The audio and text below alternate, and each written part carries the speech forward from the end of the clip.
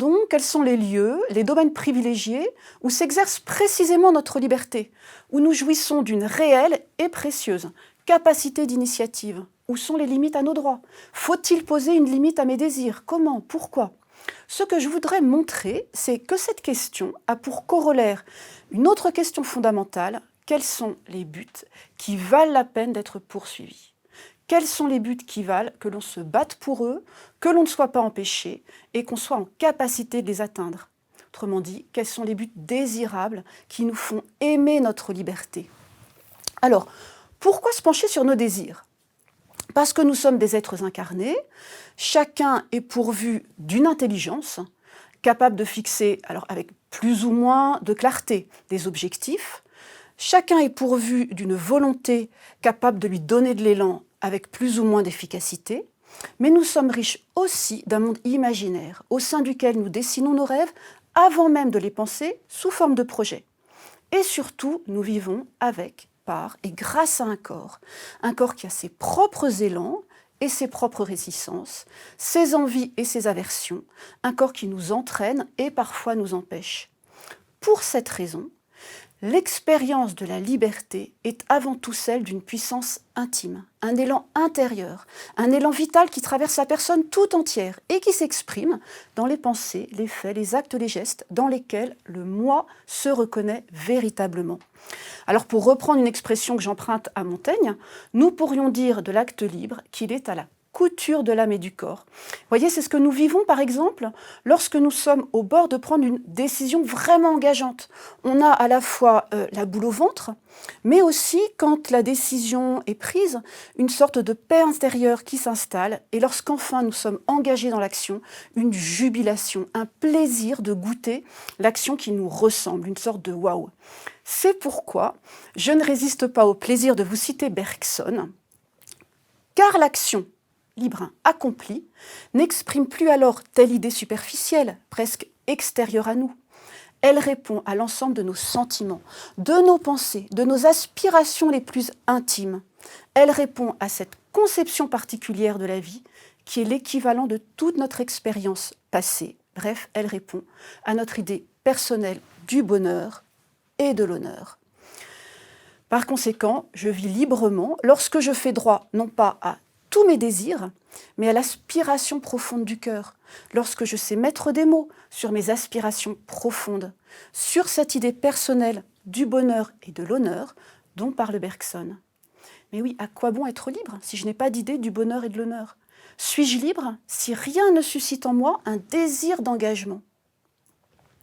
Or, justement, il se trouve que les désirs peuvent être au contraire un obstacle à la liberté.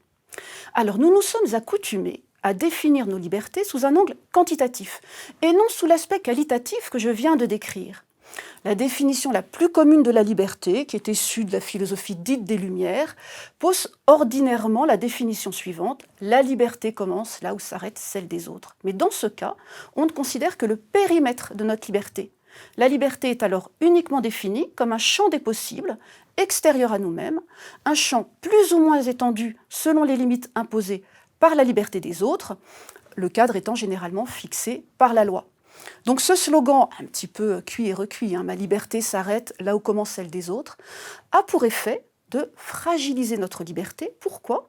Parce qu'elle est soumise alors à la négociation permanente. La liberté est conçue comme la résultante d'un contrat social destiné à nous protéger les uns des autres. Ainsi, cette vision réductrice nous conduit alors à considérer les autres non plus comme des prochains, mais comme des adversaires potentiels, comme des menaces. Ce qui importe alors sera de garantir mes droits, l'injustice suprême étant d'être privé de ce dont autrui bénéficierait, et pas moi. C'est alors une vision de la liberté qui en fait paradoxalement l'ennemi du désir. Plus nous désirons nous affirmer individuellement, plus nous aspirons à notre réalisation personnelle, plus les autres sont des obstacles potentiels. Voyez, par conséquent, sans vrai désir du bien, de la vérité ou de la justice, c'est-à-dire sans aspiration profonde qui littéralement nous fasse vibrer, sans raison de vivre pour laquelle nous serions prêts à mourir aussi, à quoi bon étendre le champ des possibilités? Ou alors, seul contrat finalement, l'accumulation des expériences personnelles, la satisfaction des intérêts individuels. Et on rentre dans un combat permanent pour l'accroissement des libertés. Et toute contrainte devient insupportable. Mais une fois de plus, à quoi bon avoir une immensité de possibilités si aucune n'éveille en nous le désir de donner de nous-mêmes? Et voyez, l'expérience de la liberté est bien plus riche. C'est d'être en capacité de se diriger vers ce qui est le meilleur pour soi, vers ce qui nous accomplit en tant qu'être humain et en tant qu'individu singulier.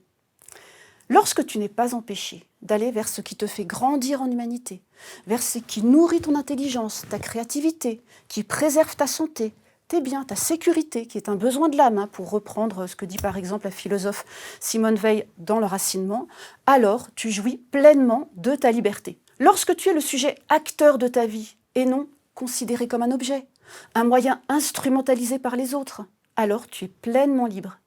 Lorsque, quel que soit ton état de santé, ta situation économique, tu es regardé et traité encore et toujours comme un sujet digne de considération et non comme un truc en trop, alors tu es respecté dans ta liberté. Cela implique de postuler que l'existence humaine a un sens, que toute vie d'homme ou de femme a une signification, une valeur, une dignité, qu'il nous appartient de découvrir grâce à notre intelligence et de déployer dans nos projets de vie, dans notre existence personnelle.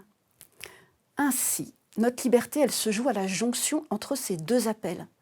Réaliser, accomplir une nature qui nous est donnée et nous précède, et pouvoir exprimer notre personnalité unique, notre moi profond, dans les choix plus ou moins engageants que nous posons. Et c'est une ligne de crête. Être libre, c'est vraiment être en capacité de penser ses moyens, de les choisir, et je le redis, d'exprimer notre moi profond dans les décisions qui sont les nôtres.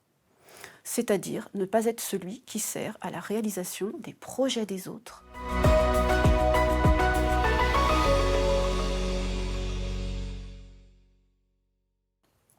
Tout d'abord, premier point, que signifie consentir ? Alors cela signifie décider d'accepter une proposition qui nous est faite. C'est en fait une réponse à une offre, alors qui peut être mutuelle, d'où le consentement mutuel. Toute existence est faite de propositions, de situations devant lesquelles nous sommes placés d'entrée de jeu. Ce corps de femme qui est le mien, il a précédé la conscience en fait que j'en ai eue. Je ne me suis pas programmée moi-même selon tel cariotype, je ne me suis pas moi-même codée génétiquement, j'en aurais été bien incapable. J'ai eu à découvrir cette situation dans laquelle j'ai été plongée, qui a devancé ma volonté et ma liberté. Et je ne cesse de le découvrir, de l'explorer au fur et à mesure où ma vie avance. Une existence humaine suffit à peine à explorer la richesse et l'intensité d'une vie de femme, jour après jour, et parfois sans tambour ni trompette. Consentir, c'est donc bien cela, adhérer à une proposition qui nous est faite. C'est un acte de liberté pleine et entière que de reconnaître notre condition. On est homme, on est femme, on est mortel, on est fragile, et de se lancer dans l'aventure qui consiste à en découvrir, en explorer et en accomplir tous les aspects. Par ailleurs, nous sommes des êtres de relation. Il faut nous attendre à ce que nous soyons partie prenante de nos existences respectives. Il faut s'attendre à ce que notre propre bonheur ne soit pas indépendant de ce que les autres décideront pour eux-mêmes et pour nous. C'est précisément ici, parce que l'être humain est, comme le disait Aristote, zoon politikon, cet animal fait par la vie en société et pour la vie en société, que nous avons à mettre au clair ce à quoi nous pouvons légitimement consentir lorsque s'exprime le désir des autres. Alors, quels sont les caractères d'un authentique consentement ? Dans le domaine des relations humaines, un véritable consentement se doit d'être libre et éclairé. Alors, libre, cela veut dire que celui qui entre dans la relation, qui est partie prenante, ne doit être soumis ni à la menace, ni à une pression, ni à une contrainte, à une forme de violence ou un effet de surprise. Éclairé signifie que le sujet doit être conscient de la nature de ce qu'il fait et des conséquences possibles de son action. Alors voilà ce qui permet par exemple de qualifier les violences sexuelles. Donc faut-il le rappeler, le consentement est la condition non négociable du respect de la liberté intérieure et extérieure. Il est exigé par notre dignité de sujet, capable d'aller vers sa propre finalité, de sa propre initiative. Et il exprime le fait qu'une personne ne peut pas être considérée comme un objet à la disposition des projets d'autrui. Bon, mais c'est là qu'on voit quand même deux difficultés se présenter. D'une part, le consentement est souvent accompagné de zones grises. Sommes-nous toujours conscients des conséquences de nos actions, de nos décisions? Pouvons-nous toujours l'être? Est-ce qu'il n'y a pas dans nos choix des ressorts inconscients? Des pressions que nous ne parvenons pas à nommer, le conformisme social, la pression du groupe, la peur du chômage. Et par ailleurs, la notion de consentement comporte, on l'a vu, l'idée d'une réponse à une sollicitation, puisqu'il s'agit de donner son accord ou non à une proposition. Et donc par définition, il peut être soumis à la négociation. Ce qui veut dire que puisque le consentement est souvent gris et négociable, il faut que nous ayons des garde-fous indépendants, que nous puissions dire « ceci, c'est non négociable ». Ça, par définition, c'est non, ça sera toujours non. Et même si j'y consens, même si je donne l'impression d'y consentir, c'est que je me trompe. Par conséquent, vous voyez, on ne peut pas faire du consentement le seul critère de la légitimité d'une action et de sa moralité. Sinon, on pourrait justifier ce type de raisonnement tant qu'elle dit oui, j'ai le droit. Toute atteinte à la dignité d'une personne, à son intégrité physique, à ses biens, à sa réputation, qu'elle y consente ou non, est moralement indéfendable. Alors vous me diriez, au nom de quoi je ne pourrais pas faire ce que je veux de mon corps si c'est mon choix? Eh bien justement, au nom de ma liberté. Certes, mon corps m'appartient, au sens où il ne peut pas être considéré comme la propriété de quiconque. Mais cependant, ma voiture, elle m'appartient aussi. Mais je ne peux pas mettre tous les deux sur le même plan. Ils ont en commun d'avoir une matérialité, mais qui n'est pas du même ordre. Je peux venir ici en laissant ma voiture au garage, mais je ne peux pas venir vous parler en laissant mon corps à la maison. Ce n'est pas un bien détachable, échangeable, négociable. Alors, d'où l'ambiguïté, il faut le dire, de l'expression « mon corps m'appartient ». Pourquoi? Parce que le corps est l'expression, est le lieu de l'expression de la personne tout entière. Une atteinte à l'intégrité physique est une atteinte à la personne. Une agression sexuelle est une atteinte à la personne. Le corps n'est donc pas un objet.